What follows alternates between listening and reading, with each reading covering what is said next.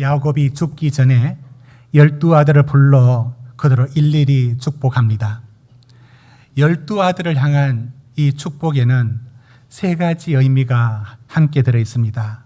이것이 야곱이 마지막 죽기 전 마지막 유언이라는 말이 의미가 있고, 내용상은 축복이고, 그것이 비록 저주 같아 보이는 내용까지도 그렇게 살면 안 된다를 지키면 복이 되는, 결국은 축복의 말씀이고, 그리고 이 두 가지 외에 바로 예언과 계시의 뜻이 담겨져 있습니다. 그것이 우리 지난주 읽었던 것처럼 1절에 보면 후일에 당할 일이라 라고 하여 예언과 계시의 이 차원이 있음을 말합니다. 그러니 이 말씀을 읽어갈 때에 유언, 축복, 예언, 계시적 예언, 이 세 가지 차원이 함께 들어있으니 여기 들어있는 의미들을 어디에서 그런 의미들을 적절하게 찾아야 되는지가 이 12아들이지만 제각기 다르게 등장할 겁니다.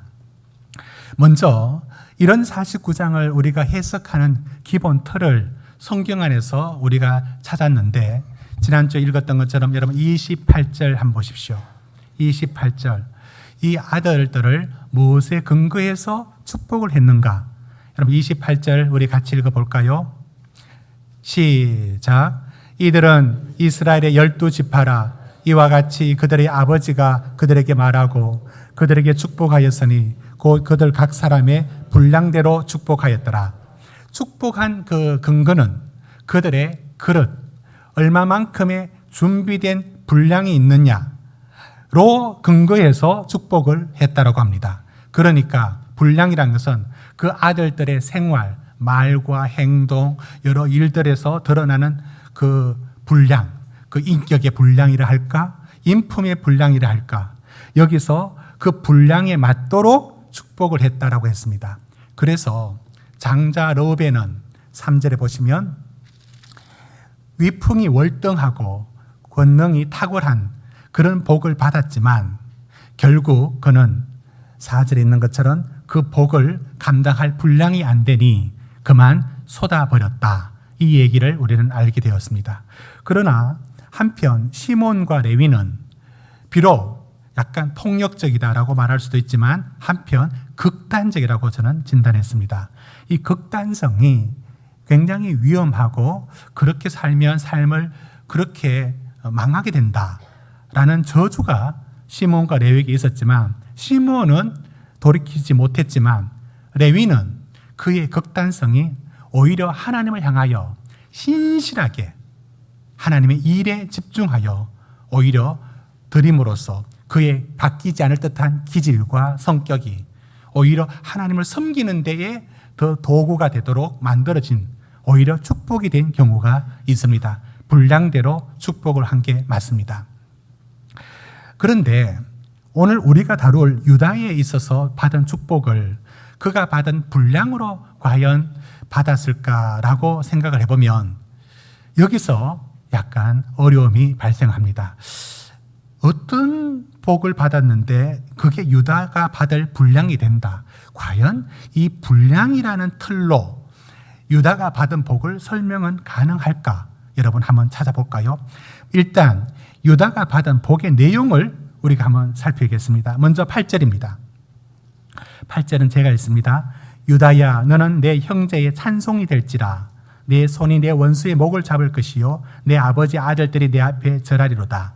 일단 유다는 모든 형제들 중에 찬송이 될 만하다, 칭송받을 만하다, 또는 유다로 인해서 다른 형제들이 하나님을 찬송하게 될 것이다.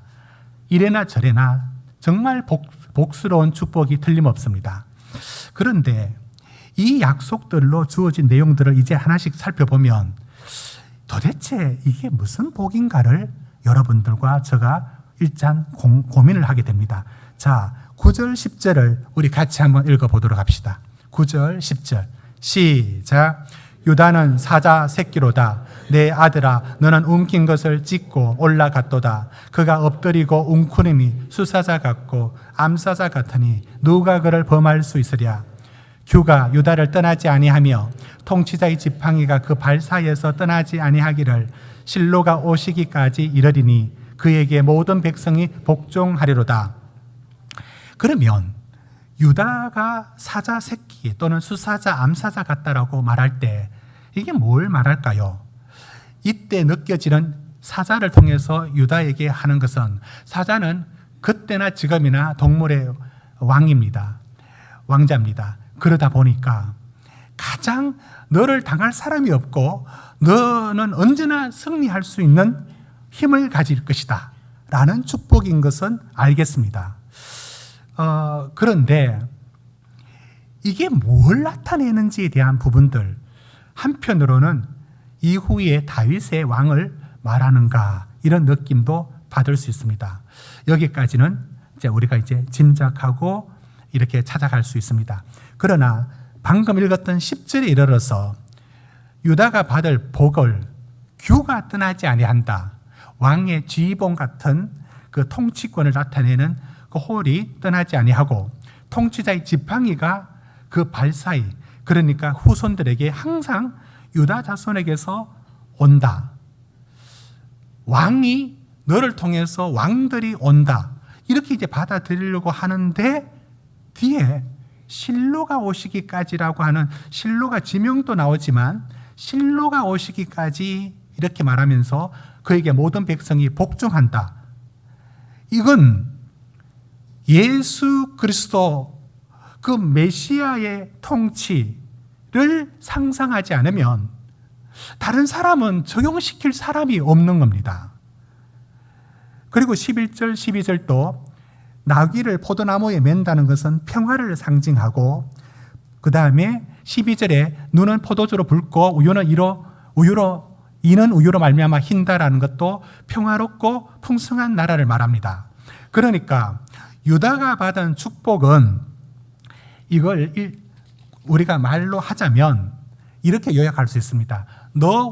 너에게는 후손이 태어나는데 그는 영원한 왕, 통치자, 너를 통해서 메시아가 날 것이다.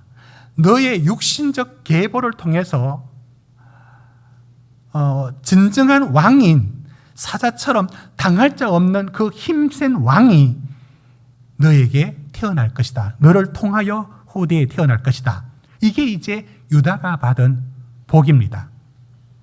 그래서 그러면 유다가 받은 복이 그를 통해서 메시아가 태어난다라는 것이라면, 우리가 이 해석의 틀로 삼고 있는 그의 분량대로 축복했다라고 했을 때 어떤 분들은 그러면 유다가 뭘 잘해서 이런 복을 받았을까? 지금 12아들 중에 최고의 복이 유다의 복인데 어떻게 유다가 어떤 인품이었길래, 그래서 이걸 분량의 그릇으로 해석을 하자면 이렇게 하는 겁니다. 여러분 가만 보면 유다가 요셉이 팔릴 때에 웅덩이 던져 죽이자라고 할 때에 유다가 제안을 하죠. 그러지 말고 저기 미디안 상인들한테 팔자. 그러면 우리 양심의 가책도 덜 받는다. 이렇게 해서 팔았던 것은 팔라고 판 게 아니라 요셉을 살리기 위한 그때의 지혜를 발휘한 겁니다.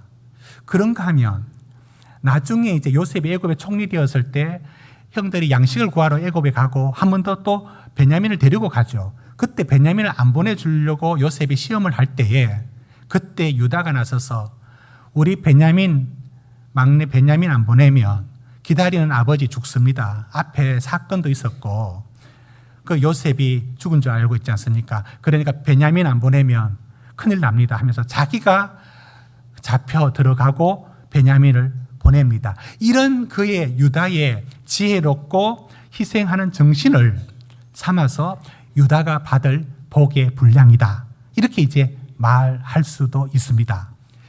그럴 수 있습니다.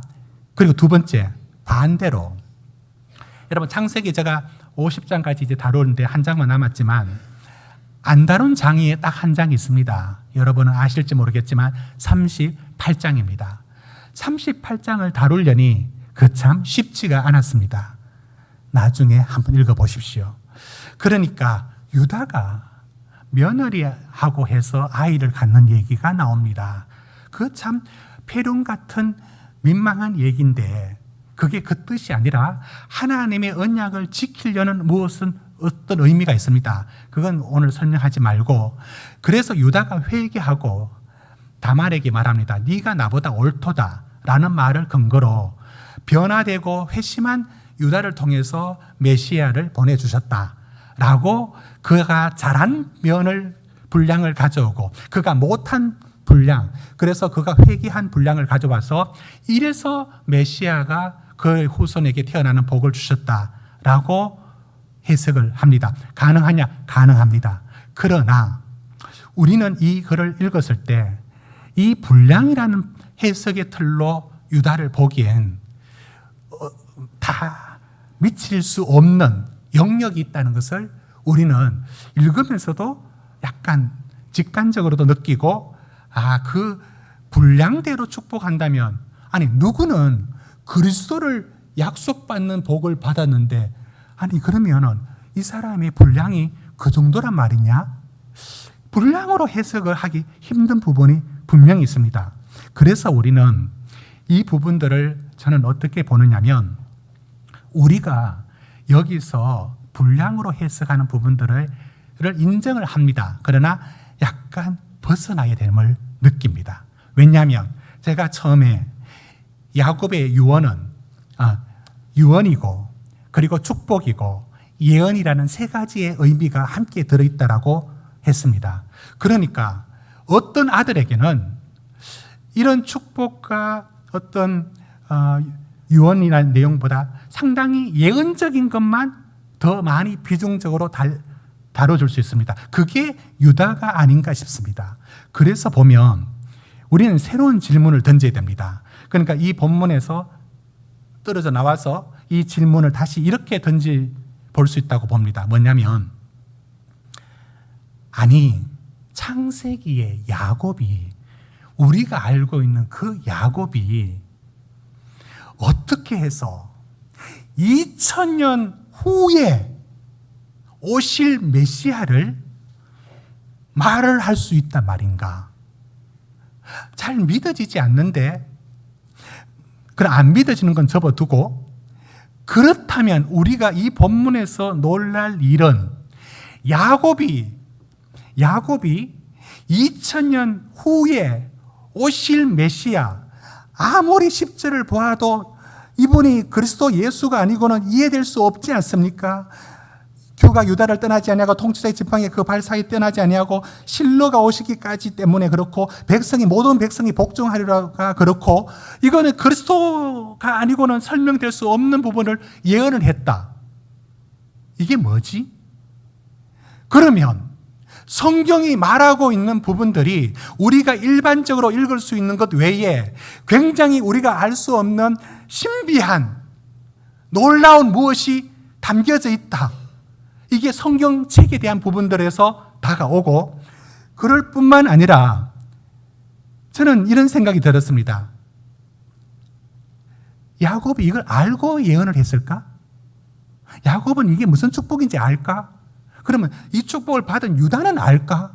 이런 생각이 들었습니다. 아무튼 한번 더 달려가 봐야 될 부분이 무엇이냐면, 이 약속이 어떻게 이루어지느냐면, 성경은 그리스도 곧 메시아가 유다 자손을 통해서 온다는 것을 매우 강조합니다. 육신적으로 그 혈통을 통해서 온다는 것을 굉장히 강조합니다. 여러분 우리 같이 읽어볼까요? 마태복음 1장 1절을 띄워주십시오. 마태복음 1장 1절 우리 같이 읽읍시다. 시작. 아브라함과 다윗의 자손 예수 그리스도의 계보라. 그 예수 그리스도를 어디 올라가느냐면, 물론 아브라함부터 출발하지만 여기서 다윗의 자손이지 않습니까? 다윗이 유다 지파이고 유다의 자손이고, 유다란 말 이후부터는 이제 다윗이란 말을 듣습니다. 다윗이 나중에 더 이름이 알려진 왕이 되니까 다윗의 자손, 다윗의 후손 이런 말을 씁니다. 자, 예수 그리스도를 다윗의 자손 곧 유다에게서 온 것을 강조합니다. 여러분 1장 3절을 읽어봅시다. 시작. 유다는 다말에게서 베레스와 세라를 낳고, 베레스는 헤스론을 낳고, 헤스론은 람을 낳고. 여러분, 이렇게 우리는 읽었습니다. 유다는 다말에게서 베레스와 세라를 낳고, 이 끔찍한 말을 아무렇지도 않게 읽었습니다. 유다는 다말에게서 베레스와 세라를 낳고, 다말은 유다의 며느리입니다. 이 부끄러운 일을 어떻게 감추지 않고 그대로 드러내면서 왜 유다에게서 말할까요? 성경은 예수가 유다의 후손으로 나는 것을 약속했고, 마태복음과 누가복음은 그 약속을 재확인하는 일에 굉장히 강조를 하고 있습니다. 그래서 마태복음 1장 16절에는 요셉과 마리아에게 남편 요셉, 그러니까 예수님의 아버지가 되죠. 그 요셉하고 그 태어났다는 것을 강조하고, 어디서 태어납니까? 우리 알고 있는 것처럼 마태복음 2장 1절, 우리 같이 읽읍시다. 시작. 헤롯 왕 때 예수께서 유대 베들레헴에서 나심에 동방으로부터 박사들이 예루살렘에 이르러 말하되, 여러분, 마리아와 요셉은 갈릴리 위 지방에 있었습니다. 상당히 먼 그 베들레헴 남부 지방까지 내려올 일이 없었습니다. 그러나 누가복음에서 설명하고 있는 것처럼 호적하러 가라, 그곳에서 호적하라. 아무튼 누가복음 본문에서 의하면 그것 때문에 각자 고향으로 내려갑니다. 그 힘든 산모의 몸으로. 그래서 어디서 태어나는가? 베들레헴. 베들레헴이 어디입니까?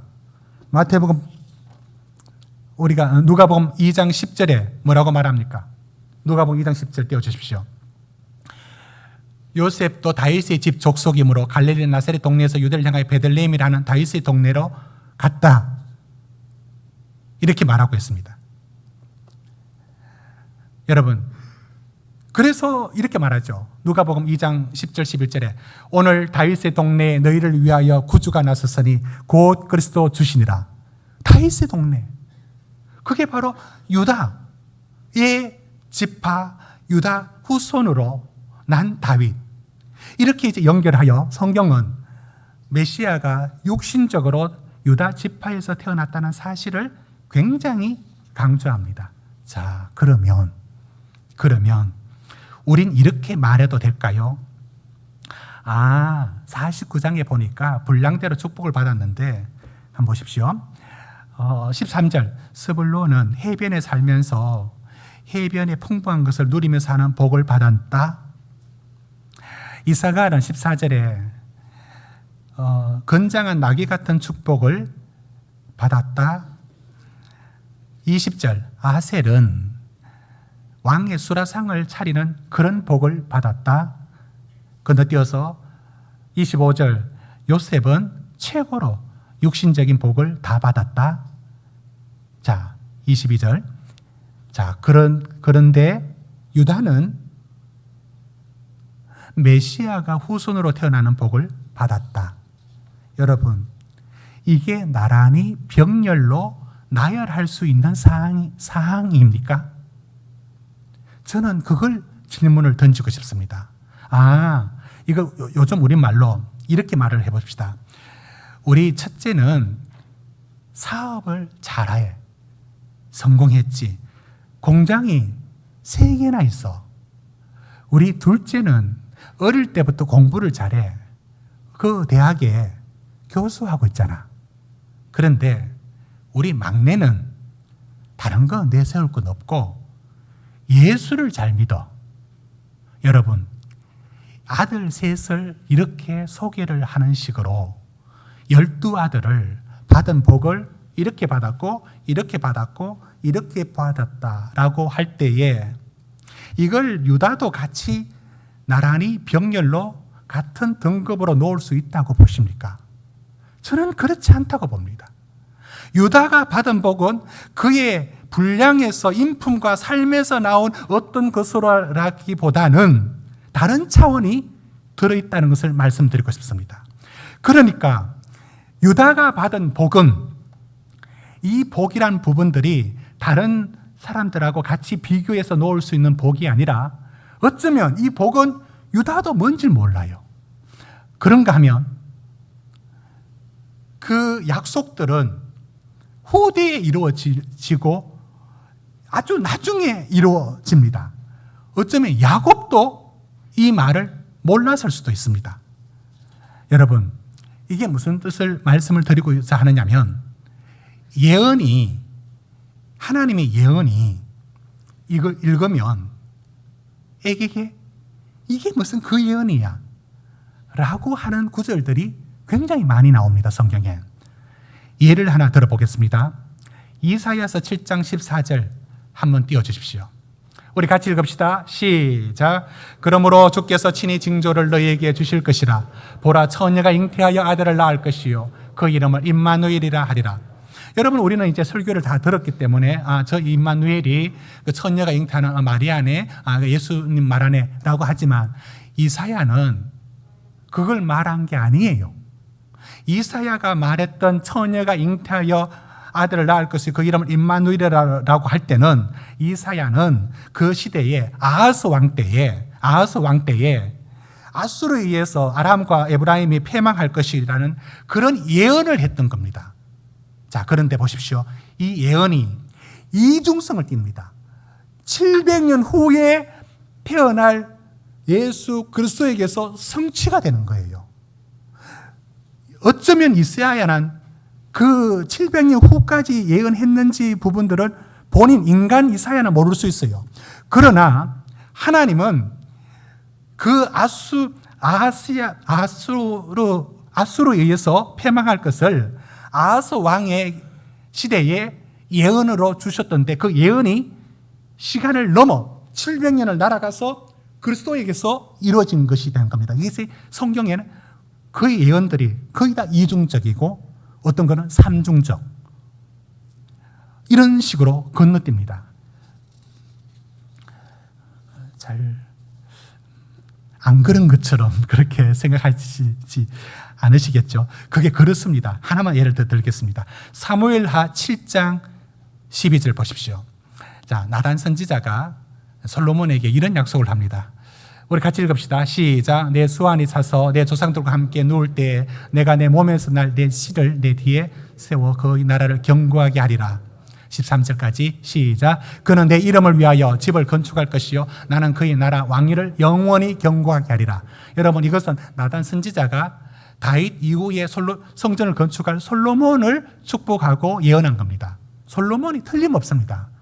그러나 솔로몬에게 1차적으로 이루어졌지만 최종적으로 이루어진 것은 그리스도입니다. 왜? 13절 다시 띄워보십시오. 13절. 왜냐하면 그의 나라 왕위를 영원히 견고하게 하리라. 여러분, 솔로몬 왕위가 영원했습니까? 얼마 가지 안에서 분열되었지 않습니까? 그건 솔로몬이 아닙니다.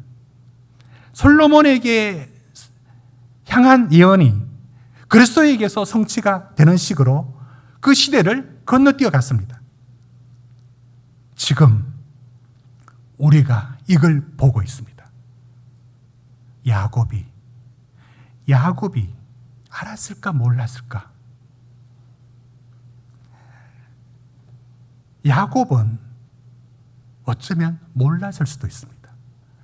본인으로 말을 하지만 그 예언이 어떻게 2000년 후에 오실 메시아를 상상을 했겠습니까? 아니면 영적으로 상상을 했다고 봐야 될까요? 알 수가 없습니다. 그런데 일단 저는 인간적으로 야곱이 그걸 선명하게 봤다라고는 저는 믿지 않습니다. 그러지는 않았다 봅니다. 그러나 그의 예언은 이루어집니다. 무슨 말이냐면 야곱이 알았는지 몰랐는지 몰라도 한 분은 알고 있었어요. 하나님은 수천 년 전부터 그의 아들 예수를 통해서 구원을 이루실 것이라는 것을 하나님은 알고 있었어요. 아니, 수천 년이 아니라 에베소서 말씀처럼 태초부터 하나님은 당신이 세우신 구원의 계획에 오직 한 분이 그리스도라는 한 분만을 선택하여 하나님의 아들로 그분을 정하여 두셨고, 너도 그리스도 나도 그리스도가 아니라 오직 유다 자손이라는 확인 가능한 육신의 계보를 통하여 오실, 그래서 육신으로 온다는 부분은 확인 가능한 그분이 이분이고 나도 그리스도, 너도 그리스도가 아니라 오직 나사렛 예수 그리스도, 그분만을 향하는 그 예언을, 그 약속을 야곱이 알았는지 정확히 알고 말했는지 모르겠습니다. 그러나 하나님은 처음부터 그 계획을 세웠습니다. 그렇다면 우리는 유다를 통해서 받은 복이 무엇이냐라는 질문에 알게 됩니다. 유다가 받은 복은 육신적으로 그리스도가 그를 통해서 온다는 것이었습니다. 여러분, 이 복이 큽니까? 거기 약속한 그리스도를 알고 소유, 믿음으로 받아들이는 사람이 복이 더 클까요? 지금 우리가 받은 복은 12아들이 약속하여서 최고로 받은 복이 유다인데, 그 유다가 받은 복보다 더 큰 복은 그 예수 그리스도를 소유한 자, 그 약속을 멀리서 바라본 자가 아니라 소유한 자의 복이 더 큽니다. 누가복음 11장 27절에 한 여자분이 예수님 보고 이런 말을 했습니다. 말씀 띄워주십시오. 당신을 태어나게 했던 그러니까 마리아를 두고 말하죠. 당신을 키웠던 당신의 어머니는 정말 복됩니다 라고 말하니까 예수께서 이렇게 말씀했습니다. 여러분 28절 같이 읽읍시다. 시작. 예수께서 이러시되 오히려 하나님의 말씀을 듣고 지키는 자가 복이 있느니라 하시니라. 여러분, 육신적으로 천주교는 이거 굉장히 강조하죠. 육신적으로 태어나게 했던 마리아를 이렇게 높이죠. 개신교회는 너무 높이지 않아서 문제죠. 적당하게 높여야 된다 봅니다. 그 위치가 있다 봅니다.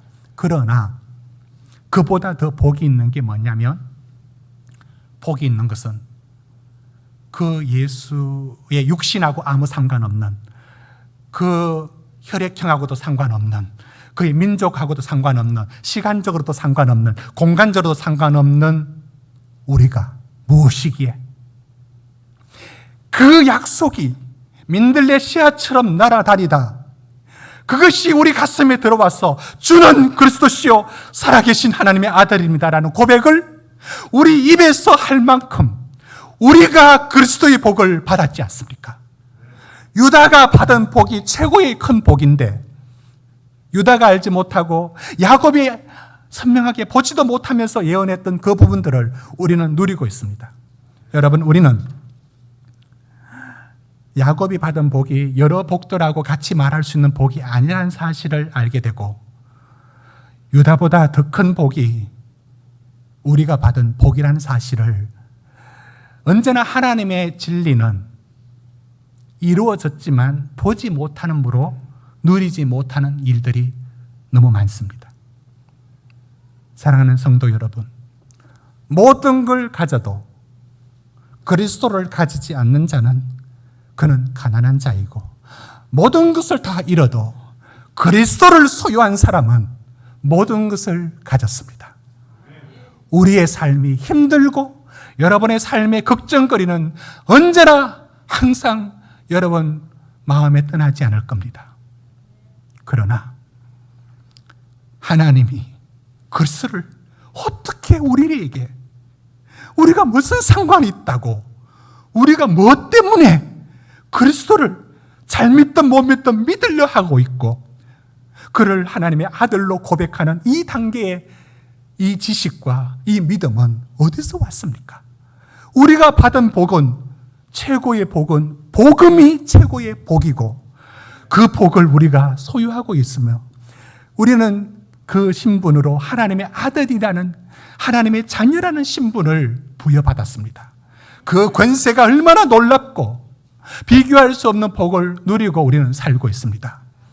그래서 누가복음 10장 24절은 이것을 보려고 해도 보지 못한 사람들, 제자들에게 예수님이 이렇게 말씀했습니다. 말씀 우리 같이 한번 읽어보고 마치겠습니다.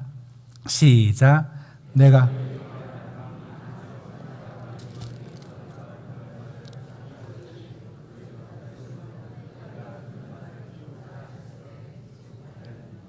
우리는 그 많은 선지자들이, 그 많은 왕들이 저 멀리서 기다렸지만 예언까지 했지만 보지 못한 그 복을 우리는 어떻게 상관없는 우리가 그분을 어떻게 안다고? 성경은 말합니다. 내 아버지께서 모든 것을 내게 주셨으니 아버지 외에는 아들이 누구인지 아는 자가 없고 아들과 또 아들의 소원대로 계시를 받는 자 외에는 아버지가 누구인지 아는 자가 없느니라. 하나님이 우리에게 무슨 복을 주셨는지를 잊지 마십시오. 그리고 지금 우리 삶의 어떤 상황에 놓였어도 여러분은 잃어버릴래야 잃어버릴 수 없는 복을 갖고 있어서 그 복 때문에 결국은 이 땅에서도 복받을 사람이 되고 맙니다. 결국은 핵심적인 그리스도의 복이 있는 자에게는 그의 삶은 모든 것이 합력하여 소원을 이루어 가십니다. 기도하시겠습니다.